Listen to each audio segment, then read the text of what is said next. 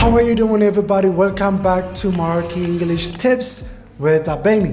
ዛሬ የሚገራርሙ የሆኑ ፍሬዞችን ይዤላችሁ መጥቻለሁ። ሶ ፍሬዝ ማለት ከመቀን የምንናገራቸው አይደለ? እንዴት አደርክ ደህና ነህ ወይ የሚሉ አይነት ነገሮችን በሚገራርሙ መንገዶች ይዤላችሁ መጥቻለሁ ማለት ነው። ሶ ከናንተ የሚጠበቀው እዚች ጋር ያለችው ሰብስክራይብ በተናል እየነካችሁ ቤተሰብ ሆናችሁ ደግሞ እየገባችሁ ኮሜንት አድርጉ ማለት ነው። ላይክ ሰብስክራይብ ያደረጋችሁ ብዙ ሰዎች ጋር እንዲደርስ ደግሞ ሼር ማድረጋችሁ እንዳትረሱ። አይ አሁን እያዩዋችሁ ሰብስክራይብ ናይስ ጋድ ሶ ዛሬ የሚገራርሙ ፍሬዞችን ይዤላችሁ መጥቻለሁ ማለት ነው። አብራችሁን ቆዩ። So let's go with the first one. So የመጀመሪያ ምንድነው? ሁሉ ጊዜ ሰው ሰላም ስንል how are you ነው አይደል? ምንድነው? So how are you ከምንል ዛሬ ያመጣሁላችሁ ምታለች how is it going? እስቲ በሉ ከኔ ጋር how is it going? How is it going? How is it going? ስናነበው how is it going? ያለማት እንዴት ነህ? ደህና ነህ ወይ? Are you okay? How are you የሚሉ ነገሮችን ይጠይቅልናል ማለት ነው። So how is it going? How's it going? ሁለተኛው ደግሞ ምንድነው? ቀልድ ከተቀለደ በኋላ የሚገርም ቀልድ ከሰማችሁ ምን ታላችሁ ማለት that's a good one በሉ እስቲ that's a good one that's a good one that's a good one ያን ማለት የሚገርም ቀልድ ነው ብላችሁ መናገር ብትፈልጉ that's a good joke ወይ ደግሞ that's a good one ብላችሁ መናገር ቻላችሁ። ወደ ሶስተኛው ነው ሰው የሆነ ሰው ፈታ እንድ ከፈለጋችሁ ምን ታላችሁ ማለት cheer up ማለት ቻላችሁ ማለት ነው። cheer up ሰው ወደ ቀጣዩ እንሂድ። የሆነ ጊዜ እኔ ብዙ ጊዜ የሆነ ደብዳቤ ከጻፍኩኝ በኋላ መጨረሻ ላይ thank you in advance ላሉ thank you in advance ያን ማለት ለምታረግልኝ ነገር አመሰግናለሁ ገና አላደረግላችሁም so you hope that person will do that thing right so ስለዚህ ያደርገዋል ብላችሁ ተስፋ ስለምታረጉ በቃ ለምታረግልኝ ነገር አመሰግናለሁ ስትሉ thank you in advance ብላችሁ መናገር ቻላችሁ ማለት ነው። So I thank you in advance for your help. ከዛ like ወሬ ያወራችሁ እና በማለት ተቋርጣችሁ ነበር። ከዛ የት ነበር ስለምን ያወራን ነበር ብላችሁ መጠየቅ ብትፈልጉ where were we በቃ simple where were we ብለን መጠቀም ቻል ማለት ነው። where were we ስንል የቱ ጋር ነበር ስለምን ያወራን ነበር ብለን መጠየቅ ብንፈልግ እንዲደገምልን ብዙ ጊዜ where were we ብለን እንጠቀማለን። ግን የሆነ በመታወሩበት ሰዓት አቋርጣችሁ ስልክ ገብቶባችሁ ምናምን ነገር ወጣችሁ ስትመለሱ ምን እያልን ነበር ወይ ደግሞ ስለምን ያወራን ነበር ብላችሁ መጠየቅ ብትፈልጉ where were we ብለን እንጠቀማለን ማለት። ከዛ ያን ሰው ምን ይላል we were talking about እያለ ሊያወራን ይችላል ማለት። Where were we? ከዛ ደግሞ አንዳንድ ጊዜ መጥፎ ነገሮች ይፈጠራሉ አይደለ? ላይክ ከስራ መባረር ሊሆን ይችላል፣ ከፍቅረኛችሁ ጋር መለያየት ሊሆን ይችላል፣ ስራ ቦታ ላይ መጥፎ ነገር ሊያጋጥማችሁ ይችላል።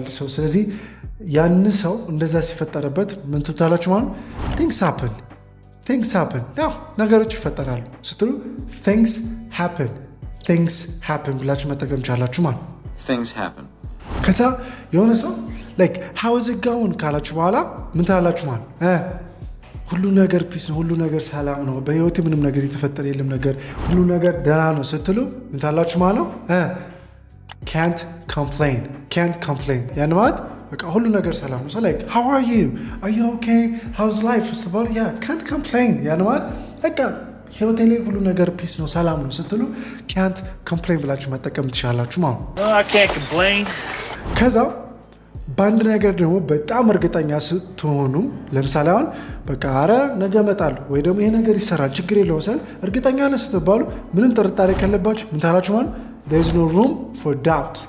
is no room for doubt እያልን እንሄዳለን ማለት ነው። ምን እንላለን?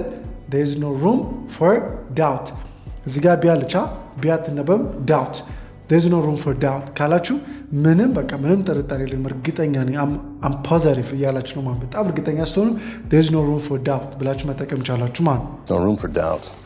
ከዛ ደግሞ አሁን የሆነ ሰው ወደ አሜሪካ ከመወስድና ወደ ሐዋሳ ከመወስድ ብለው ስንት ሲሉ የትኛውን ትወስናል የትኛውን ትመርጣለህ ብትባሉ ምን ትምቱት?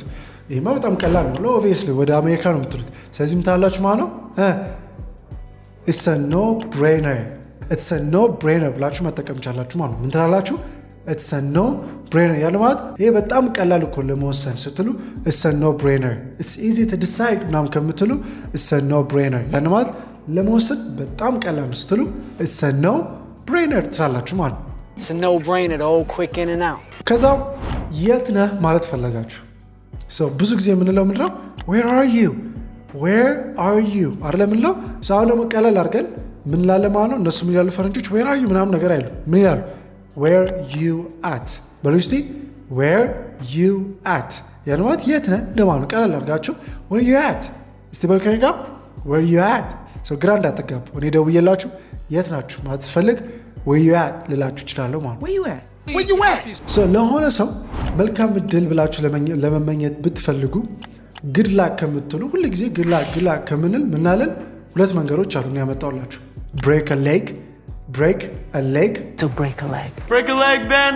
ወይ ደግሞ ጣታችሁ እንደዚህ ክሮስ ታደርጉና fingers crossed ትላላችሁ ማለት fingers crossed ብላችሁ መጠቀም ቻላችሁ ያው like fingers crossed ዝም ብላችሁ ከምትሉ fingers crossed ብላችሁ መጠቀም ቻላችሁ ማለት so fingers crossed እንጂ ያደረጋችሁት ነው እንዳትረሱ መልሼ ጠይቃችኋለሁ በኋላ ላይ right good so ከዛ ደግሞ በእኔ ነው እንዳትከፍል ስትሉ ደግሞ እናንተ ለመጋበዝ ስትፈልጉ እኔ ነኝ የምከፍለው ስትሉ ምን ትላላችሁ ማለት it's on me ትላላችሁ ማለት it's on me it's okay it's on me ብላችሁ መጠቀም ቻላችሁ it's on me ከዛ ደግሞ ወይ ደግሞ ቀለል አድርጋችሁ ምሳ በእኔ ነው ቁርስ በእኔ ነው ራት በእኔ ነው ስትሉ ቁርስ በእኔ ነው breakfast is on me ብላችሁ መጠቀም ቻላችሁ breakfast is on me ምሳ ከሆነ lunch is on me ራት ከሆነ ደግሞ dinner is on me ቡና ከሆነ coffee is on me ብላችሁ መጠቀም ቻላችሁ ማለት breakfast is on me I'll get my purse and dinner is on me okay የሆነ ደግሞ ቢዝነስ ያላችሁ ሰዎች ቤታችሁ ሆቴል ምናምን ነገር ያላችሁ ሰዎች ደግሞ የሆነ ሰው በቤቱ ነው ምናምን ማለት ብትፈልጉ ደግሞ ምን ታላችሁ it's on the house ብለን መጠቀም ቻለ ማለት like ያን ማለት መክፈል አይጠበቅባችሁም በቤቱ ነው ስትሉ ምን ታላችሁ ማለት it's on the house simple right it's on the house so አሁን ላይ እየሰራችሁበት ያለው ስራ አለ ከዛ ደግሞ ሌላ ስራ ኦፖርቹኒቲ መጣላችሁ በጣም አሪፍ የሚከፍል ነው ግን ደግሞ ወርኪንግ አወር ደግሞ በዛ ያለ ነው ስለዚህ ይህንን ስራ ኦፈር አደረኩላችሁ ምን ታስባላችሁ ስል ያው ወዲያው መወሰን የማትችሉት ነገር ሲሆንባችሁ ምን ትላላችሁ ማለት let me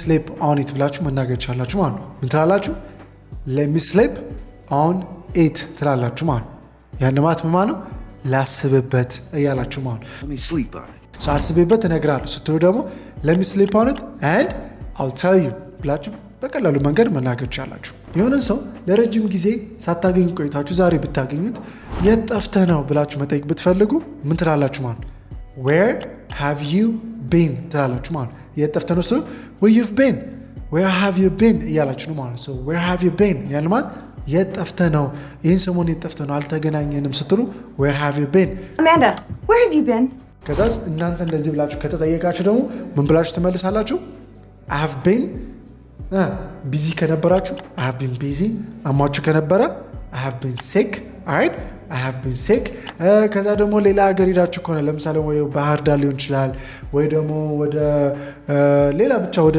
የሆነ ሀገር ውስጥ ወይ ከተማ ውስጥ ሄዳችሁ ከሆነ ደግሞ I have been to ከዛ ሀገሩን ታስገባላችሁ ወይ ከተማን ታስገባላችሁ ለምሳሌ what have you been ብትሉኝ እኔ ደግሞ ሐዋሳ ሄጄ ከነበረ ምላችኋለሁ I have been to ሐዋሳ አላለሁ ማለት ነው I have been to Paris እየገባችሁ ነው አይደል good so ስለዚህ መጨረሻ ላይ ይህንን where have you been የሚለውን መልስ ኮሜንት ላይ እየገባችሁ I have been to እያላችሁ መልሳችሁን አስቀምጡ ማለት ቦታ ላይ ከሆነ I have been to ከዛ ታማችሁ ከሆነ ቢዚ ከነበራችሁ ደግሞ I have been busy I have been occupied I have been sick እያላችሁ መጠቀም ቻላችሁ ማለት clear የመጨረሻው ደግሞ ምድረች ከሰዎች ጋር ስትለያዩ ወይ ደግሞ ስትሰነባበቱ ምን ብላችሁ የምትሰነባበቱት ቀን ላይ ከሆነ have a great day right ወደ ማታ ከሆነ ደግሞ have a great night እያላችሁ መጠቀም ቻላችሁ ማለት ነው ወይ ደግሞ አመት በዓል ከሆነ ደግሞ have a great holiday እያላችሁ መጠቀም ቻላችሁ anyway have a great holiday have a great day so this is all I got today ይሄን ይመስላል ማለት ነው